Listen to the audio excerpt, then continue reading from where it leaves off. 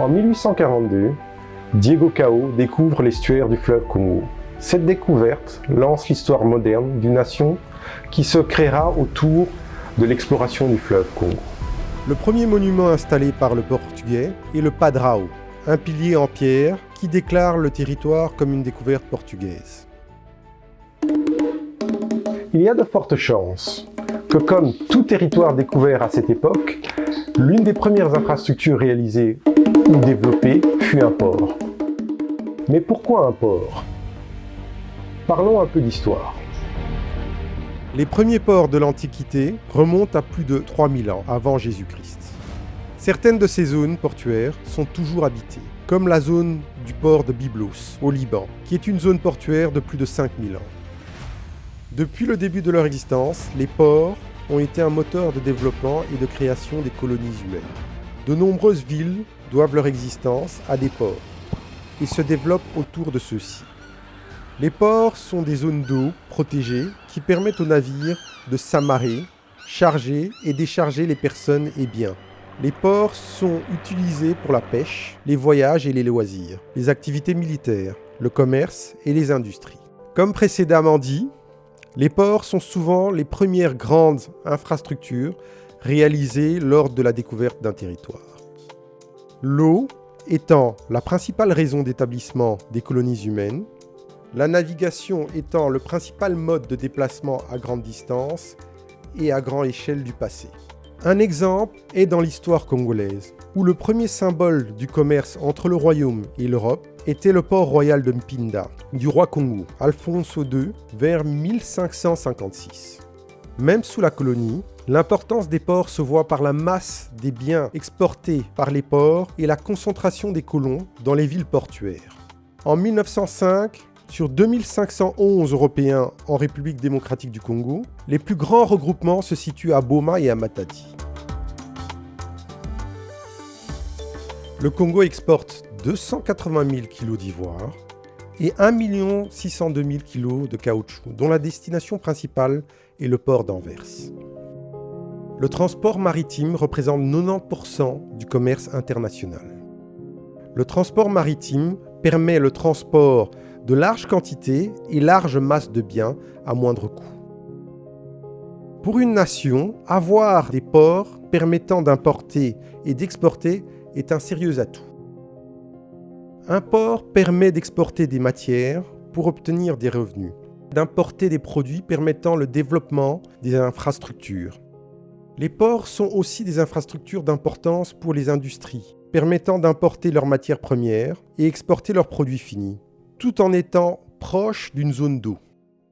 Cet intérêt industriel des ports fait qu'ils sont souvent au centre des zones économiques. La construction des ports est aussi décidée en fonction des industries ou des services qu'ils fournissent. Les différents types de ports varient suivant leur localisation. Les ports intérieurs ou fluviaux pour les fleuves, les ports de mer qui sont parfois appelés des ports en eau profonde. Les ports sont aussi classés suivant les services qu'ils offrent. Il y a des ports de transit, dits ports d'escale, qui sont des ports d'allègement ou de transit pour les bateaux. Il y a des ports qui sont des chantiers navals, avec des cales sèches. Certains ports sont classés suivant les types de produits qu'ils reçoivent. Des ports à conteneurs, des ports à ciment et à pétrole. Certains larges ports peuvent être divisés en sous-sections, remplissant de manière autonome les fonctions de port. Ce sont des terminaux. Par exemple, le port de Matadi a 10 terminaux. De ce fait, un port peut avoir un terminal à charbon, un terminal pétrolier et un terminal d'importation de véhicules et de conteneurs. La construction d'un port commence, comme toute chose, par une idée faite d'observation. Certains individus, en observant des conditions existantes, savent y trouver des opportunités et développer des idées de projet. Mais comme dans tout projet, une idée doit être confrontée à des études pour voir sa faisabilité. Pour confirmer le besoin d'un port, une étude de marché et une étude financière doivent être faites. Ces deux études se retrouvent dans des documents, tels un business plan. Ces études définiront les clients du port, leur nombre, leurs besoins et le prix acceptable à facturer pour ce besoin. Avec l'ensemble des informations fournies par ces études, le potentiel propriétaire connaîtra la taille, l'activité et la gestion que devrait avoir un port pour être rentable. Le but de ces études est de vérifier l'impact d'un projet sur l'environnement, les aménagements et les activités autour du projet portuaire. Elles sont géotechniques pour déterminer la nature du sol et définir les fondations à utiliser. Des études hydrologiques pour déterminer le comportement de l'eau. Bien d'autres études sont exécutées. L'ensemble de ces études sera nécessaire pour avoir les plans et les permis pour la réalisation du projet. Un des grands intérêts des études, c'est qu'elles vous fournissent un dossier crédible pour obtenir des financements, rechercher des partenaires et sélectionner des entrepreneurs pour la réalisation du projet. Votre dossier devra couvrir le prix du projet, la répartition des parts des partenaires, le retour sur investissement, les fonds de roulement, les prévisions sur les coûts des opérations et de maintenance. Après que les études nous aient permis de déterminer un intérêt pour le port, définir le type de port désiré et d'obtenir des financements pour le projet, commence la construction. Tout projet de construction nécessite du matériel. Et un port exige beaucoup de matériel. Du sable, du gravier, du ciment, de l'acier, de l'asphalte et de la peinture. La construction d'un port est une immense opportunité d'affaires pour les propriétaires de carrières, de quincailleries et autres compagnies.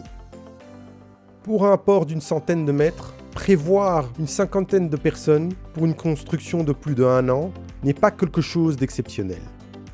Les professions telles qu'ingénieurs, financiers, ressources humaines, maçons, plongeurs et tant d'autres corps de métier sont nécessaires pour la réalisation d'une structure portuaire.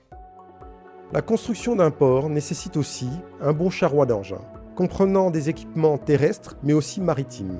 Ce charroi nécessite de nombreux opérateurs spécialisés et parfois certifiés. Ces processus sont l'excavation de la terre, bien souvent en fond marin, pour l'utiliser à la construction de structures ou au développement de nouvelles surfaces terrestres. Le dragage est une opération qui pourra avoir lieu avant, durant et après la construction d'un port. C'est la structure qui permet les transactions de chargement et déchargement du bateau.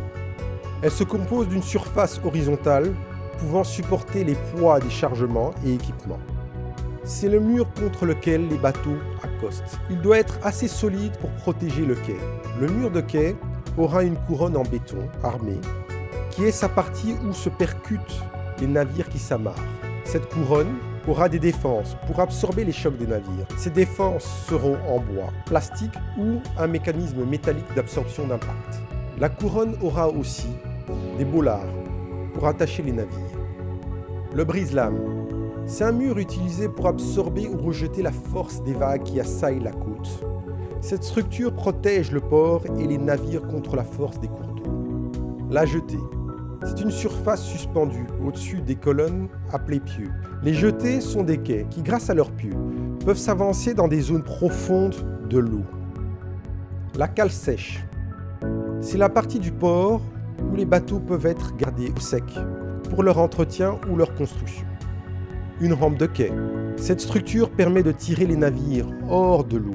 Elle est souvent utilisée dans les ports de plaisance. Les installations portuaires à terre, le port sec.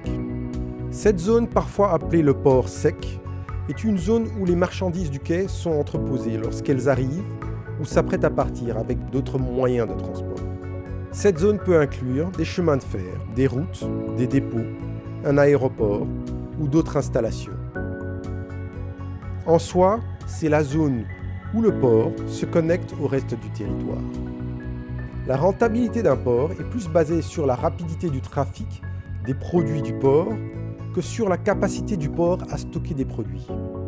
Ceci nécessite différents engins mécaniques permettant d'accélérer le déchargement et le chargement des navires. Nous parlons ici de grues, chariots, portiques maritimes, forklifts et chariots porte-conteneurs. La rentabilisation d'un port dépend aussi de l'état du cours d'eau sur lequel il se trouve. Le balisage et le dragage sont deux activités qui doivent souvent être appliquées sur des cours d'eau pour maintenir leur bonne navigabilité. Le balisage pose des repères pour guider la navigation. Le dragage permet de maintenir le lit du fleuve à un niveau acceptable pour le tirant d'eau des navires. Le dragage résout des problèmes tels l'envasement des chenaux d'accès et bassins. Il permet la dépollution des plans d'eau, la mise en communication des zones d'eau et la sécurisation de la navigation. Le balisage et le dragage des cours d'eau sont des actes constants qui peuvent être inclus dans la réalisation d'un projet portuaire, mais aussi dans la partie opérationnelle et maintenance d'un port. Les opérations sont les parties de la vie d'une infrastructure durant sa mise en service. L'infrastructure construite est dans sa partie d'utilisation. C'est la phase où les revenus sont produits. C'est la phase qui confirmera le succès d'une infrastructure. Pour le port, elle comprend toutes les activités du port et la gestion de celles-ci. La maintenance est une activité souvent négligée. Cependant, c'est une partie essentielle de la vie d'une infrastructure, car elle permet de maintenir sa durée de vie et ses outils de production. Un bon suivi des opérations et de la maintenance d'une infrastructure permet d'obtenir les conditions espérées pour utiliser des infrastructures à leur potentiel maximal. Ces deux activités nécessitent des fonds de roulement qui sont aussi importants que le coût de la construction d'une infrastructure. Bien souvent, l'échec d'une infrastructure viendra de la négligence des parties de sa vie qui sont la maintenance et les opérations. Le coût d'un port varie suivant les ambitions de l'initiateur d'un projet portuaire et les conditions existantes. Le plus large port automatisé du monde, le port de Shanghai, a un coût de développement estimé à 8,5 milliards d'euros. Un port en opération comprend plusieurs métiers. Des métiers maritimes, techniques, de manutention, informatique, douaniers et des métiers référents aux industries que dessert le port. Un exemple de chiffre pour un grand port. Le port d'Anvers couvre 13 000 hectares. Il a 1100 km de voies ferrées et 900 entreprises installées dans la zone portuaire. Il y a 65 000 emplois directs et 183 000 emplois indirects. Ce port a traité 190 millions de tonnes en 2013. Cet exemple de port est impressionnant. Mais il faut comprendre qu'il y a des ports avec des chiffres bien plus humbles. L'importance dans la construction d'un port n'est pas sa taille, mais sa rentabilité et sa contribution à l'amélioration de la vie des communautés dans son voisinage sur plusieurs années.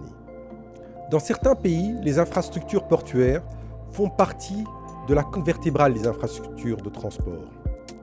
Cela est le cas pour la République démocratique du Congo, qui est traversée d'est en ouest par le deuxième plus grand fleuve du monde, le fleuve Congo.